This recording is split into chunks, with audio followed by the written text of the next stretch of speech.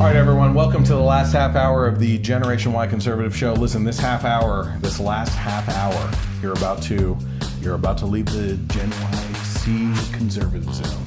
GYC conservative zone. Whatever. Just double up on the C. Yeah, Why not? Just do it. See what I did there? Okay, this last half hour is brought to you by The Rich Solution. You can find that at therichsolution.com. We all have problems, we all have passions. Let's combine them into a purpose, and that's what The Rich Solution is all about. Thriving in health, family, community, business, and personally is the mission of The Rich Solution. After being misdiagnosed for 8 years by 8 different doctors, Gwen Rich was finally properly diagnosed with stage 4 metastatic breast cancer. Now Gwen firmly believes that her deeply researched supplement protocol has greatly increased the efficacy, I hate that word, efficacy of her traditional medical treatments. Gwen has packaged specific kits to address digestive health, cognitive health, joint health, core basic health, and supplemental health. Gwen uses the Life Extension products and has negotiated special pricing on the Rich Solution website, which again is therichsolution.com for her followers. The Life Extension has been producing quality supplementations for over 35 years. Gwen's protocol is specific to targeting inflammation in the body and boosting the immune system. You can find her profile protocol and read about her journey on her website. For the third time, it's therichsolution.com. Just go to it and find out more. This half hour is also brought to you by Atrantil. Atrantil is far more than just for bloating and gut health. It's developed by a board-certified gastroenterologist. Gastroenterologist. Gastroenterologist. Yes, there you go. Proven to deliver relief from bloating and symptoms related to IBS in over 4 out of 5 people. You could use that. Mm-hmm. Athletes need over 1,000 milligrams of polyphenols per day. It's because I'm an athlete. Yeah, obviously, we're both athletes. Atrantil is made from the most potent polyphenol blend. It's the only clinical proven polyphenol blend developed by a gastroenterologist. If you guys knew what was in here, you'd understand. Yeah, I'm wearing a Kraken shirt. Just let it be known, I have some Kraken in my Coke. It's also the only polyphenol blend that is NSF certified for sport, which means that if you are an athlete, like Mike over here, you can trust that all the statements have been verified and all the ingredients are clean. Atrantil delivers 250 milligrams of polyphenols per capsule. It's essential for people suffering from autoimmune diseases. You can find more, just go to lovemytummy.com/mojo. The offer right now is that you can get a 90 capsule box, which is normally $39.95 per box. When you buy 3 boxes, though, with our coupon code, you actually get 3 months supply of bloating and digestive relief for only $99, which means, Mike, that's over $20 of savings on 3 boxes of Atrantil. You got it right. All right. lovemytummy.com/mojo. That's your weekly math lesson brought to you by the Generation Y Conservative Show. Listen, one more announcement too for Mojo that we have to go over is that Mojo 50 will be actually taking to the road this summer. And the first stop that they're making is in July at Wake Forest, North Carolina, for the grand opening of Tar River Arms' new retail location. I mentioned this earlier. I don't know if I'm going to be there or not, but you will be able to meet hosts on the station with live remote broadcasts on hand with prizes and giveaways. So plan to come out and meet the faces behind the voices and shop for your next gun purchase. Stay tuned for more details on the station, and if you will be celebrating an event at your business and would like Mojo 50 crew to be on hand to help, let us know by contacting info@mojo50.com. That's info@mojo50.com. Okay, so we were talking about the abortion topic and everything. We talked about Ryan Baumberger, who is the product of a rape. I want to go into Lila Rose, who is the spokesperson for Live Action And I thought this was a fantastic video. She makes some really, really good points about kind of sitting on the fence for this type of issue. So let's take a look at that and see what she had to say. Have you ever heard, I'm pro-life, but I don't want to impose my beliefs on others? Or I'm personally opposed to abortion, but I just can't take away somebody else's choice to have one. The reality is, if we acknowledge that abortion takes the life of a human being, then we should be opposed to all abortions. Every innocent human being has a right to not be killed, and that's why we can't just be personally pro-life.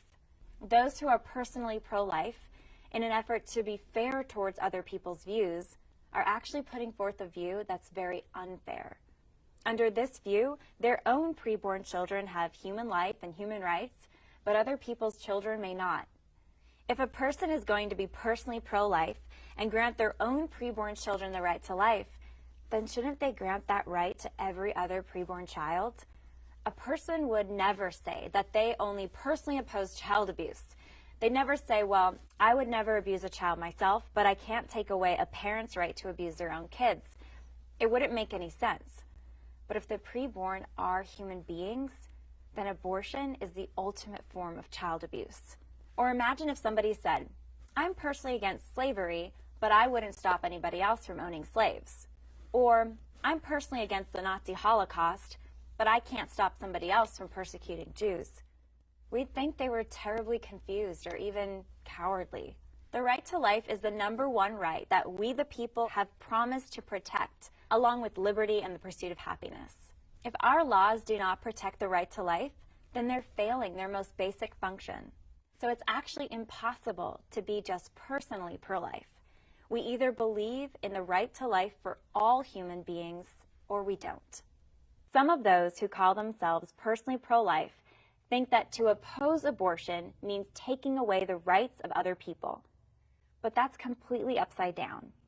No one should think that they have the right to kill an innocent human being, especially if that human being is their own child.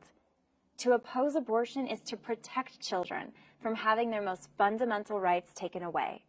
Since Roe v. Wade, over 60 million children have been killed by abortion. Let that sink in. 60 million human lives. And these lives continue to be killed every day. In our country, in our states, in our cities. For many of us, it's happening down the street from our homes. This is the greatest civil rights crisis of our time, and we can't just sit on the sidelines. This is why I've dedicated my life to ending abortion and building a culture of life. All of us need to do everything that we can to protect innocent life, from educating one another on the reality of life in the womb, to exposing the horror of the abortion industry, to giving charitably to support new mothers and fathers, to ministering outside of abortion mills, to opening our homes to children that need foster care or adoption. And vote. Vote with your ballots. Vote with your dollars. Make the pro-life position heard with posts on social media. Together, we can create a community where abortion is rejected and every human life is loved and cherished. It's pretty hard to argue with, you know? My favorite point on the video was you can't be against slavery, but say that, you know, other people, you can't take away the rights of other people to own slaves, or you can't be against the Holocaust, but be for other people to have the right to persecute Jews. You can't be against child abuse, but for a parent's right to abuse their children, right? Yeah. Those three things are so great. And I really do believe, and I've said this before, I believe that in the future, when we have the ability, because I think we're already seeing it, to be honest with you. I can't believe that we had Roe v. Wade, right? And you would think that once you hit a milestone like that you would be going in that direction more and more, right? Mm-hmm. But it's such a polarizing issue. And then we come out with the technology and the policies where women have to get ultrasounds before they get an abortion, and that changes their minds. That technology is changing their minds because they're actually seeing what the baby looks like. And then we're seeing all these bills and policies being passed on a state basis banning abortions. Like it's coming back around, right? Yeah. But I really do believe that if we continue on this trajectory, that in the future we're going to look at abortion with the same disdain that we did with slavery. Yeah. Like at the time, like it was a necessary evil for a lot of people, you know? Mm-hmm. Well, isn't that kind of the justification for abortion right now? Yep. Yeah. Yeah, it's, just like you said, the way that she worded those three examples, because I can understand why, like someone could be in that, like, I'm personally pro-life. Yeah. And I don't look at them as bad people, but it's just the kind of, like, just thinking about it a little differently, Yeah, you're sitting on the fence and you're facing one direction, but you're not moving. Yeah. And I don't think those people are, like... I don't think they're like sitting on. I don't think they know. Like they're not thinking about it this way. No, a lot of them anyway. Yeah. And probably it is an eye opener. Yeah. But it's like I said. You either believe it's a person or you don't. And if you do, you either believe that murder should be allowed or it shouldn't. Yeah. Do you watch America's Got Talent? No. Okay, so I'm a huge America's Got Talent guy, and I'll be real honest with you. I find myself at least once an episode crying. Yeah, okay. I become such a freaking wimp on things. I don't know. I think it's when we become fathers. Is that it? Yeah, I cry. I think it is. You know what I mean? Like sensitive things, like just people accomplishing things, and like this raw emotion on things. Like I freaking break down, man. My wife and I are always like sitting with our hands up against like facing each other, and we're always like, freaking. How do I wipe this away without it looking like I'm wiping anything away? You're like, is it hot in here? Oh man, I'm sweating, Yeah. But yeah, we do. We always look away from each other. Like, oh, freaking word, what the hell? Yeah. So anyway, the golden buzzer this past week was for this guy Cody Lee, right? Mm-hmm. Who is a blind autistic guy. Mm-hmm. And he comes out, he's blind, he can't see, he's let out by his mother. He's autistic, so he talks funny like an autistic person does, very excited about things, but very broken talking wise and everything. And he sits down at the piano and he opens up into a musical, he's awesome. Mm-hmm. He sings, I think he sings Elton John or something like that. Yeah. And This Is Your Song, I think, is what he sings. And people were freaking breaking down crying, right? But what gets me is all these people that I am friends with on Facebook that I know post anti-pro-life, pro-abortion things all the time, posted, isn't this amazing?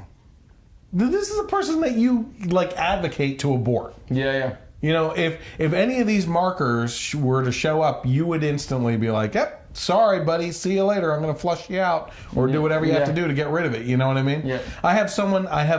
My godmother. I won't mention names or anything. My godmother is pro-choice, extremely liberal, but she participates and volunteers for the Special Olympics every year. What the F? Yeah. You know what I mean? Like, that's hypocrisy. Yeah. That is flat out hypocrisy. Yeah. That kind of stuff drives me nuts. Here's another one for you. It's funny. The guy that I use as the example for posting the Cody Lee video, who is just driving me up a wall lately with his liberal shenanigans. You could tell he doesn't even follow politics. You know what I mean? Yeah. He couldn't hold a debate, but he has a large following because of the type of business that he's in. So he gets all these people liking and everything. So he gets a high count on things because he has followers for his art. You know what I mean? And it's like, oh my gosh, dude, you throw out this BS that you couldn't debate it if you put in a month's research of time. Yeah. You know what I mean? So his brother, who I've known longer than him, posted up a picture of a fetus. Mm-hmm. And underneath it said, "This is not a human being. Okay? This is an elephant fetus, you idiot." Right? Mm-hmm. Do you remember me ever talking about that in the past? It sounds familiar. Okay. Yeah. I was in a health class in either high school or middle school where they put a bunch of different fetuses up on a slide or projection or something like that. And they said, you see how all of these look the same? That's why we basically can make the justification that these aren't babies at this stage, because you can't tell me which one's a human baby. You know what I mean? And it's like, is it going to be anything else? Is that elephant fetus going to be anything but an elephant? Is the human fetus going to be anything but a human? Yeah, right? yeah. Here's the kicker. That guy that posted it, big animal rights activist. Uh-huh. So what if I said, okay, can I kill that? Oh, Yeah. well, absolutely not. That's an elephant. Yeah. Oh You know my what I God. mean? Like, I guarantee Yeah. you he would say, absolutely not. Elephants are endangered. Yeah. Well, like, what? Yeah. You can't It's- justify these Yeah. things with these people. You know, Yeah. it's ridiculous. Yeah, that is a great point. Like, Well, I know. I'm full of those. No, but take what is like a extremely on the edge of extinction species. Eagles. Like when you crush an eagle's nest. White rhinoceros, right? Mm-hmm. Could a white rhinoceros fetus be aborted? It's not a rhinoceros. Yeah. It's not a rhino yet. I guess you Yeah. can't ask their choice, but Yeah. even if you gave them the choice, like, how would they do it? No, I'm just saying in general. Like, would a pro-choice person agree that baby fetus of a white rhinoceros was extremely endangered? It's not a fetus, so if it was A baby. terminated, It's not a baby. Yeah, it's not a baby. So if it was terminated, it's no big deal. Yeah, I mean, No big deal. No big deal. It's at not. all. It's not real. It's just a clump of cells. Yeah, I know. Yeah, it's insane. I mean, you always see these memes on, like, you could get fined thousands of dollars and thrown to prison for destroying an eagle's egg, right? But nothing for killing a baby in the womb. You know, Yeah. we're to the point now where we keep on having this conversation about that. It's so far beyond this old conversation of when is it life. Now we're talking, politicians are talking about when the baby's born that you should be able to kill it. Yeah. I mean, that's how far we've come in that and that's another reason why I think this whole conversation is kind of doing this whole U-turn, is because, like, people are making points, technology is showing one thing, and then you have the other side of the argument that's like, screw it, let's kill the baby outside the womb too. And it's like they literally are on both sides of the extreme, and that, like, oh, well, this Alabama law, it's crazy, like, that's too soon, or it's not long enough because we can't even know if we're pregnant, you know? They're not thinking about the people. They're Yeah. not reacting to the people. How many people actually voted for that? You know? No. 60%. The majority of the people voted for it. Yep. And what do you know? The politicians actually listened to them. And that's also, I mean, obviously we feel the way we feel about abortion, but that's also the way the country's set up, where Yeah. each state Should be able to. can decide. Yeah. You know, you want to have a liberal mindset, you have every right to move to a liberal state. If you want to live under more of conservative values, you have every right to move to a conservative state. Yeah. You know? I think that's the way it should be. I Yeah. don't necessarily think that some of the federal level things allow us to be able to do that. Yeah. But you make a great point, and let's talk about, I mean, just jumping back to what I just said there about the 60% of the Alabamans that voted for this policy. Mm-hmm. The majority of the people that have an opinion on this being a bad thing are not people that live in Alabama. Mm-hmm. Then that goes to show that. Yep. You know, the people of Alabama voted en masse, percentage-wise, for this policy. Yeah. Well, it was a bunch of old white guys making the decision. Yeah, like actually, no, it was a Joy female Behar. governor. Joy Behar on The View put up a picture. Here's everyone that voted for that. And you see what's in common? It's all old white guys. They should all have vasectomies. That's what she said. But no, it's the people of Alabama voted en masse for the... Well, and also it was the female governor that introduced the policy. Yeah. For a vote. Oh, she's the devil now. Yeah. To the left, anyway. Yeah. Yeah. No. Yeah, it's just insanity. I mean, you know. I also hate, I think I said this last week too, but I hate the argument of like, oh, well, pro-lifers only care about them in the womb, but as soon as they're born, then they don't care. The Alabama ranks 35th in child care and health care and this, so they don't care about them after born. And again, excuse me for thinking that, like, okay, we shouldn't kill babies, and also you should take care of your own children. Mm-hmm. Excuse me for thinking that. Yeah, I also, But and there also is help there. There is help there. Yeah. It's and not true. We need to reform the adoption system. And also, conservatives too are a lot more charitable. Yeah, absolutely. Like by far. Well, imagine that if you believe in letting people keep most of their money, they end up being more charitable. Yeah, the left feels feelings. Yeah. That they're more charitable because they want to make the government take more away from the people to give to more people. Yep. That's their form of charity. Yep. Be forced at the gunpoint of the government to give up your stuff. It's like, oh, that's charity. No, charity is if I freely give it up, not that if I say no, I get a gun pointed at me and I get thrown in jail. That's not charity. Mm-hmm. That's forced dictatorship crap. Yeah. Now we all know that Chris also will freely give it up. Give what up? And, well, it's up for you to decide. What'd I say? No, I'm a little buzzed. Yeah, I'm a little buzzed right now. I'll just freely give it up. What was I talking about where I said I would freely give it up? Never mind. Are we back to the MTV conversation? I'm still lost. Anyway. So, what are some of the other main what do you think? Do you think we get anywhere with overturning Roe v. Wade? Well, if Roe v. Wade were to get overturned, all that would happen is it would still go back to the states. Yes. So thank you will still be able to get an abortion in California. That's not going to change. That is not a portion of the conversation that is ever brought up in the news or anything like that. No, the news makes it sound like if Roe v. Wade is overturned, that's it. Abortion is illegal across the land from sea to shining sea. Yep. Oh, everyone goes back to back alleys and coat hangers. Yeah.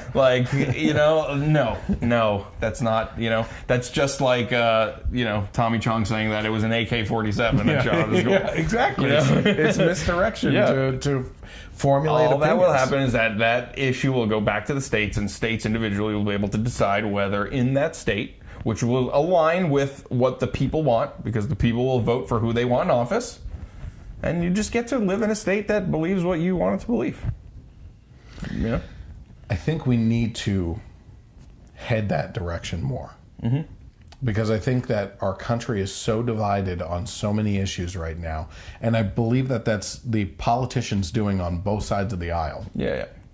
That I think we need to get to a point where we are educating people on states' rights and being able to live wherever you want based on your belief system and everything.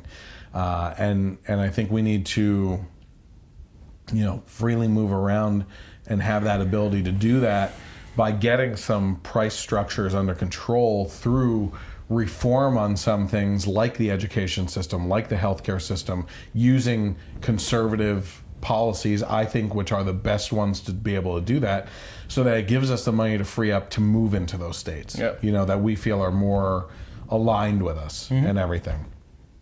I just really feel like the direction that we're heading right now, it boggles my mind that we're not in a full-out civil war right now. Oh, yeah, it's a miracle. It is a miracle. Because and on one side, let's be honest, one of the main reasons that it's probably not happening is because the people that are anti-gun are trying to take the guns away from the people that believe in having guns for protection. And in order to have a civil war, who's going to lose that one? Yeah. Probably the people without the guns, I'm just saying. You know what I mean? Yeah. But it's like we're getting, whether it's a civil war or some sort of seceding of mass states. Yeah, like California was talking about, becoming its own country. Yeah, but when you look at it, it's like the middle of the country that all is conservative, right? Yeah. And so, I don't think you would have less than 3 separate United States countries, so to speak, right? Divided states of America. Yeah, I think you would have the left coast. Yep. Right. You would have the middle of the country, conservative, possibly not Wisconsin or something like that. Colorado, maybe. Yeah. So that might be its own thing right there. Yeah. And then you have the Northeast. You know, and so I think there's 3 or 4 possibilities right there of like 3 different countries and everything. And I think that would get crazy, man. It really would. Mm-hmm. But at the same time, I would be for it, I think, at this point. Like the animosity that's going on and the killing of each other and just like the fear that we all feel when the opposition gets into power, like it's just going to be the worst case scenario. Yeah, you know, let's be honest. Obama was horrible, but it wasn't life-ending. No, and it really, you know, to an extent, it wasn't like something that really changes your day-to-day life all that much.